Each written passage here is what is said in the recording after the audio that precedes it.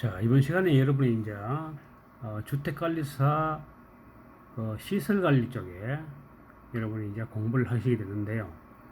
우선 건축물의 구조 및 특성에 대해서 이제 공부를 하시게 되는데, 여러분은 이제 건축물은 많이 봤을 겁니다. 우선 여러분이 많이 봤고, 이제 여러분이 많이 본 것을 이론적으로 이제 여러분이 이제 한번 정리해 본다, 이런 마음으로 보시면 돼요.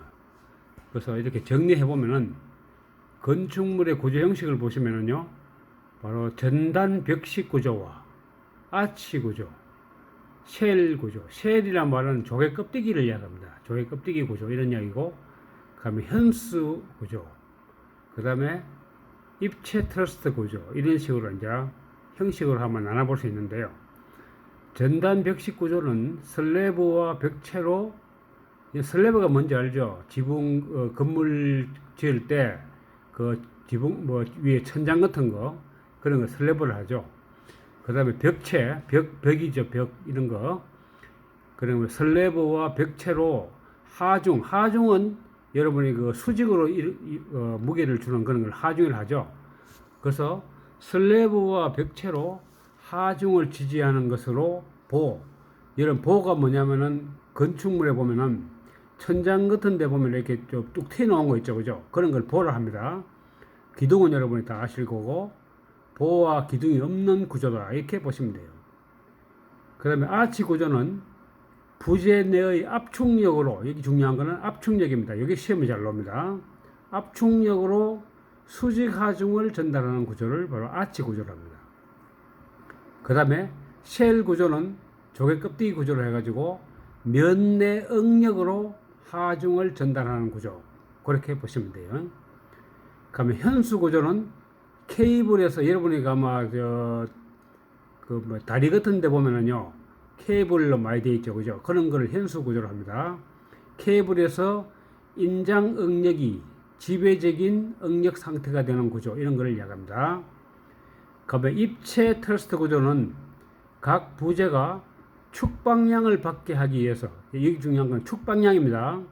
부재를 입체적으로 연결한 구조, 이런 거를 바로 입체 트러스트 구조다, 이렇게 이야기합니다. 그 여러분 시험 문제 어떻게 잘 나왔냐면은, 여기에서 전단 벽식 구조에 대해서 틀린 것을 뭐냐, 이렇게 놓을 수도 있고요. 그 다음에 설명 쭉 해놓고 잘못된 것을 골라서 이렇게 놓을 수 있고요. 그런 거니까 이런 내용만 아시면 여러분이 어렵지 않을 겁니다. 자, 이번에는 여러분이 이제 건축물을 구성 양식으로 이제 분류하면은 어떻게 되나. 여기 또 문제가 구성 양식으로 분류하는 것은 어떤 것이 있고, 시용 방법으로 분류하면 어떤 것이 있다, 이렇게 또 시험이 잘 나와요. 그래서 여러분이 구성 양식으로 분류해 보면은 조적식, 일체식, 입체식, 가구식, 이렇게 분류할 수 있고요. 시공 방법으로 분류해 보면은 조립식, 현장식, 습식, 건식, 이런 식으로 분류할 수 있습니다. 그래서 내용을 보면은 여러분이 어렵지 않을 겁니다. 이 이론을 보시고 현장을 자꾸 보셔야 돼요. 건물 짓는 현장 있죠. 그런 걸 자꾸 보시면은 금방 이해가 됩니다. 그래서 이제 건축물 구성 양식으로 봤을 때 조적식은 이런 것으로, 적이라고 하는 게 뭡니까? 쌓는다는 이야기죠. 그래서 벽돌이나 돌을 쌓아 올리는 것을 바로 조적이라 합니다. 그럼 여러분이 어릴 때나 지금 공사 같은 거 할 때 많이 보면은 벽돌 중간중간에 뭐를 바르죠. 그죠? 뭘 바릅니까? 바로 세멘트 보죠. 세멘트. 옛날에는 세멘트를 뭐라고 했냐면 돌가루라고 했어요. 돌가루. 그래서 이 세멘트를 우리가 이제 바르는 건데, 그걸 또 모르타르라고 이야기해요. 그래서 세멘트 모르타르, 이렇게 이야기합니다. 그렇게 하는 것을 바로 조적식이라고 하고요. 일체식이란 말은 바로 구조물을 일체하는 겁니다. 여러분 철근 콘크리트 같은 거 있죠. 철골, 철근 콘크리트, 이런 거 되면 구조물 일체하는 거죠. 그런 거 일체식이라고 하고요. 그럼 입체식이 있고요. 가구식이 이제 목구조 형식 있죠. 이런 거를 바로 가구식을 하는데, 이렇게 이제 분류할 수 있는 겁니다. 그 다음에 시공 방법으로 이제 분류해 보면은 조립식, 현장식, 습식, 건식, 이렇게 분류할 수 있는데요. 시공 방법으로 분류해 보면은 조립식은 뭐가 있습니까? 바로 현장에서 조립하는 것을 바로 조립식이랍니다. 현장식은 이런 것으로 현장에서 제작하는 거예요. 습식은 이런 것으로 물을 사용하는 겁니다. 그래서 시공할 때 물을 사용하는 게 뭐가 되겠어요? 철근, 콘크리트 구조 이런 게 있죠. 그 다음에 조적식 구조도 있죠. 그죠? 그럼 건식은 이런 것들 물을 사용 안 합니다. 그럼 뭐 하겠습니까? 바로 고장력 볼트나 용접을 사용하는 겁니다. 그 여러분이 이제 다리 공사할 때 잘 보면은 여러분이 철근 같은 거 보면 고장력 볼트와 용접하는 거 많이 봤죠. 그죠? 그렇게 여러분이 하는 겁니다. 그 여러분이 오늘 첫 시간이니까 여러분이 건축 설비가 뭐 어렵지 않다 하는 걸 알 수 있을 거예요. 단지 여러분이 알고 있는 거를 이론적으로는 이렇게 용어가 이런 게 있구나 이걸 공부하는 거예요. 어렵지 않게 생각하시면 되겠습니다. 그 다음에 이제 철근 콘크리트의 구조 형식을 보면은요, 인장력을 부담하는 철근과, 그러니까 철근은 인장력을 부담하고요. 그 다음에 콘크리트는 뭡니까? 압축력을 부담한다. 여기 시험에 잘 나옵니다. 그 시험에 반대로 나올 수가 있죠. 그래서 인장력은 철근, 압축력은 콘크리트 이렇게 암기해놔야 돼요. 이게 중요합니다. 그래서 암기하는 방법은 인처리라고 아시면 되겠죠. 인처리. 그 다음에 압콘 이렇게 생각하시던가 인처리만 생각하면은 헷갈리지 않겠죠. 그죠? 인처리, 인장력은 철근, 압축력은 콘크리트, 인처리, 압콘 이렇게 암기하시기 바랍니다. 시험 잘 나옵니다. 이거. 자, 이번에는 여러분이 이제 구조에서 구조를 보시면은 이제 벽식 구조가 있는데요. 이런 것들은 벽식 구조니까 기둥이 없는 구조입니다. 그래서 벽과 슬래브, 벽이라 하는 말을 여러분 다 아실 거고, 슬래브는 아까 말씀드렸죠. 바로 천장에 그거 있는 걸 슬래브라고 하죠. 여러분 슬래브 친다 이런 말 하죠. 그죠? 바로 벽과 슬래브를 연결시키는 구조. 이거 기둥이 없는 구조를 벽식 구조를 합니다. 여기는 시험에 잘 나오니까 그대로 암기해놔야 됩니다.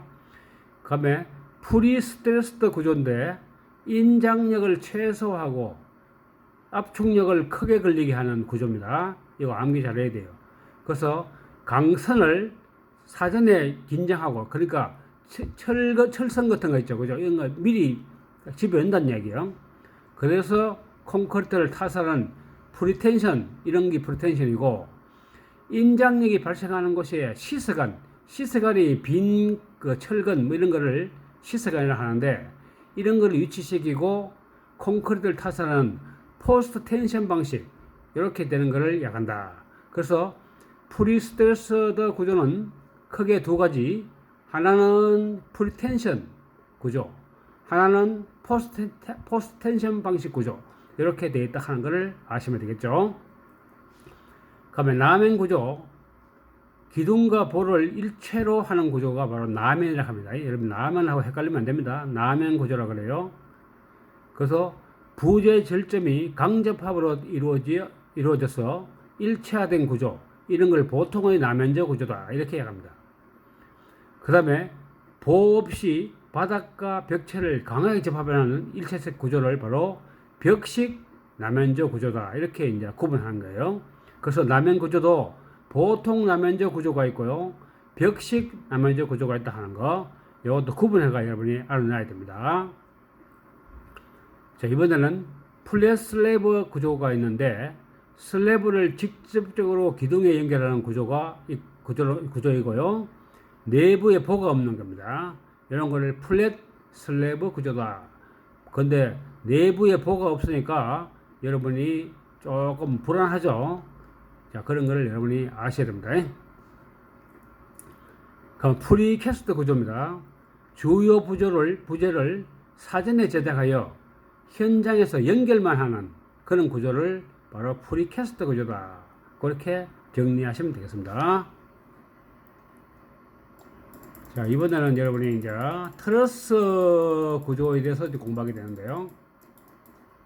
접합점을 핀으로 연결한 골절 구조를 바로 트러스 구조로 합니다. 트러스 구조, 접합점을 핀으로 연결한 구조다. 그렇게 생각하시면 돼요. 그래서 트러스의 부재는 인장력이 작용하는 것과 미는 힘이 작용한다. 두 가지를 여러분이 암기해놔야 돼요.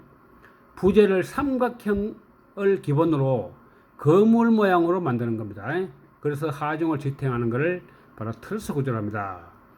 이 구조는 결합점에서 회전이 가능하다 하는 거, 여기 중요합니다. 시험 잘 놉니다. 회전이 가능하다 하는 거, 인장력과 압축력만 받을 수 있도록 하는 구조다 하는 것도 시험이 잘 나옵니다. 주로 기차 역사나 체육관 등에 많이 사용된다. 여러분이 체육관 같은데 기차 역사 보면 많이 돼 있죠, 그죠? 그런 거를 트러스 구조다 이렇게 이야기합니다. 그러니까 여러분이 출퇴근하면서 이제 기차 역사나 체육관 한번 보시면 되겠죠? 저기 트러스 구조구나 이렇게 아시면 됩니다. 그래서 트러스 구조는 인장력과 압축력만 받을 수 있도록 한 구조구나 이렇게 아시면 돼요. 그럼 아치 구조는 계구부의 상부 하중을 지지하기 위해서 조적 재료를, 그러니까 뭐 샀는 재료 있죠, 그죠? 그런 재료를 벽돌 같은 거 하면 되겠죠. 예를 들어 가지고 곡선 형태로 샀는다, 이게 중요하죠. 곡선 형태, 그게 바로 아치입니다. 여러분 아치라 하는 말 알겠죠? 곡선 형태 되는 게 아치라 하죠. 이 구조는 압축력만 작용하도록 된 구조다 하는 거예요. 여러분이 압축력 암기하세요. 이게 되게 헷갈립니다. 여러분이 시험 잘 나오는데 헷갈려요. 아치 구조는 압축력만 작용한다 하는 거 중요합니다. 이번에는 쉘 구조입니다. 이런 것들을 쉘이라는 말은요, 조개 껍데기를 이야기해요. 조개 껍데기. 그래서 원통형 곡면의 형태를 이루는 구조다 하는 거. 면 내에, 껍데기니까 뭐가 면이 되겠죠. 면 내의 힘으로 하중을 전달한다. 여기 중요합니다. 껍데기니까 면이다 생각하면 되겠죠. 그러면 프리캐스트 콘크리트인데요, 기계적인 시공으로 작업이 가능하기 때문에 원가가 저렴하다. 이름이 중요한 건 기계적인 시공이라 하는 말이 중요합니다. 그러니까 기계적으로 공사를 하니까 원가가 저렴할 수밖에 없겠죠, 그죠? 그 다음에 공기 단축이 가능하겠죠. 대량 생산이 가능하다, 이런 장점이 있죠. 그런데 일체하는 데는 어려움이 있다 하는, 이런 거는 암기해놔야 됩니다.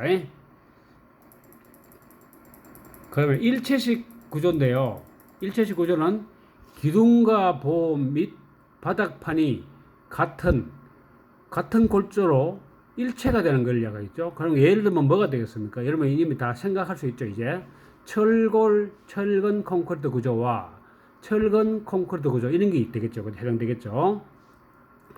그다음에 철근 콘크리트의 구조 설계법을 보시면은 강도 설계법이라고 하는 게 있는데, 서로 다른 하중의 특성을 하중 개수에 의해서 설계 반영이 가능하다 하는 거, 이게 중요하고, 이 방법은 바로 강도 저감 개수를 사용한다 하는 거.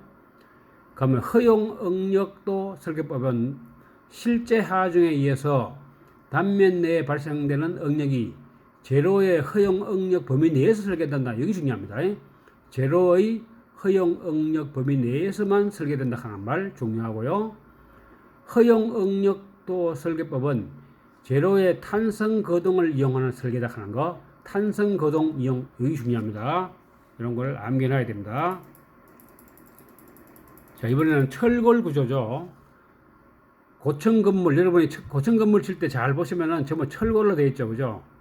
그래서 고층 건물과 경관이 그 스팸이죠, 스팸. 경관이 큰 건물에 유리하고 철근 콘크리트 구조보다 가볍고 유연성이 양호하다. 이거 중요합니다. 가볍다 하는 말이 중요하죠. 가볍다. 이게 헷갈리면 안 됩니다. 철골 구조는 철근 콘크리트 구조보다 가볍다 하는 말, 유연성이 양호하다 하는 말, 여기 중요합니다. 이 구조는 연성적 능력이 크다. 여기 연성적이라는 말을 잘 아셔야 돼요. 충격이 인가되면은 변형이 어느 정도 딱 지속이 됩니다. 딱 되다가 서서히 파괴되는, 그게 바로 연성적이죠. 그러니까 철 같은 거는 금방 이렇게 탁 파괴되는 게 아니죠, 그죠? 서서히 늘어나든지 하면서 깨지죠, 그죠? 그게 바로 연성적이라고요. 치성은 뭐냐면 유리 같은 거 있죠. 바로 하면 바로 깨지는 거, 이런 걸 바로 치성이라 하는데, 치성과 반대되는 성질이 되겠죠. 이거 암기 잘 해놔야 됩니다. 시험 잘 나옵니다. 그 다음에 내진 설계. 여러분이 이제 어제 내진 설계 많이 하죠. 자, 내진 설계에 대해서 말씀드리면, 구조물이 지진에 견디도록 설계하는 것이다. 내진이 지진에 견디는 거니까요. 지진력에 대응하는 힘을 구조물 내에서 발생시키거나 흡수하는 그런 걸 말해서 재진이라 합니다. 재진. 그 다음에 평면을 정형으로 만들어서 비틀림을 방지하고, 그 다음에 집안이 액상화되는 곳에는 지중구조물과 기초를 일치하시게 됩니다. 여기 중요합니다. 지중구조물과 기초를 일치하시게 된다 하는 거. 액상화란 말은 집안에 물이 생기고 이걸 액상화라 하죠. 그 다음에 피로틱 구조를 가능한 한 피하는 것이 좋다. 여러분이 피로틱 구조, 여러분이 지진에서는 위험하고 하재 나도 골치 아프죠, 그죠? 그걸 여러분이 이미 알고 계실 겁니다. 그다음에 건축 구조에서 구조 내력은 구조 부재 및 접하는 부분이 견딜 수 있는 부재력을 의미하고, 할하중은 장기 하중에 포함되는 것으로 등분포 할하중과 집중 할하중으로 분리된다 하는 거. 그러면 사람, 가구, 이동 칸막이, 설비 기계 등의 적조 하중을 의미한다 하는 거, 이거 아셔야 됩니다. 그래서 구조 계산과 안정성 검토 시에 사용된다 하는 거 아셔야 되고요. 그 다음에 남행 구조는 기둥과 보로 구성된 골조가 건물의 하중을 지지하는 구조이고, 캔틸레버 보는 한 척은 고정식이고 다른 척은 돌출식에서 하중을 지지하는 것을 바로 캔틸레버 보락 합니다. 보락하는 말 알죠? 영어로는 빔이라고 그래요. 빔, 캔틸레버 빔 이렇게 얘기합니다. 고정 하중은 수직 하중으로서 구조 부조에 부착되어 그 다음에 비내력벽과 설비 등의 중량도 포함된 하중, 이거 바로 고정 하중이랍니다. 다시 정리하면 고정 하중은 수직 하중이죠. 구조 부조에 부착되어진 비내력벽이 뭔지 알죠? 그 다음에 설비 등의 중량 이런 것도 다 포함된 하중이 바로 고정 하중입니다. 참고로 장기 하중과 단기 하중으로 구분이 가능한데요.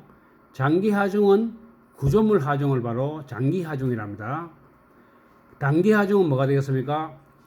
풍하중, 바람이 불 때 하중, 눈 왔을 때 하중, 적설하중, 충격하중, 지진하중 이런 게 되겠죠.